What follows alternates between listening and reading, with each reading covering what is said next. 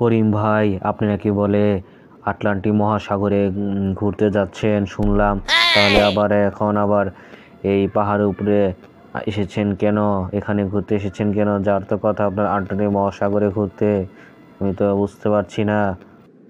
তোকে আবার কে বললো যে আমি আটলান্টিক মহাসাগর যাব? তোর কি মাথা খারাপ হয়ে গিয়েছে নাকি? তুই জানিস এই আটলান্টিক মহাসাগর বাংলাদেশ থেকে কত দূরে? হ্যাঁ, কত টাকা খরচ সেটাকে আমি বহন করতে পারবো? কেন ওই দিন আমাকে একজনে বলল আপনি নাকি যাচ্ছেন, সেজন্য তো আমি আপনাকে জিজ্ঞেস করলাম। তোকে আবার কে বলল যে আমি আটলান্টিক মহাসাগর যাচ্ছি? তার নামটা বল। খালি তো বলতেছিস একজনে বলল।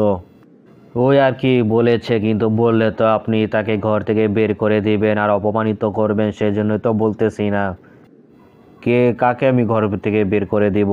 তুই কি নাম বলবি নাকি এরকম শুধু কাহিনী করবি আমার সাথে? আর কেউ না, আপনার ছোট ছেলে আর হচ্ছে ভাবি। ওরে মাইন্দার মাইন্দা, বলদে করে বলদ। তুই তো অনেক বাটপারি কথাবার্তা আর ছিটারি বাটপারি কথা বেশি শিখে ফেলেছিস না? আমার বউ তো এগুলো কখনো বলে না, বলতে পারেও না, কারণ জানে সে আমার সম্পর্কে আমি কীরকম টাইপের ধরনের লোক আর কত টাকাই বা ইনকাম করি। আর আমার ছোট ছেলের কথা বলতেছিস, ও তো অনেক ছোট, ও কীভাবে এগুলি বুঝবে? এগুলো তো কোনো কিছুই বুঝে না, বুঝারও ওর একটা সময়ও তো হয় নাই। যত সব তুই আন্দাজি কথাবার্তা বলতেছিস আমার সাথে নাকি?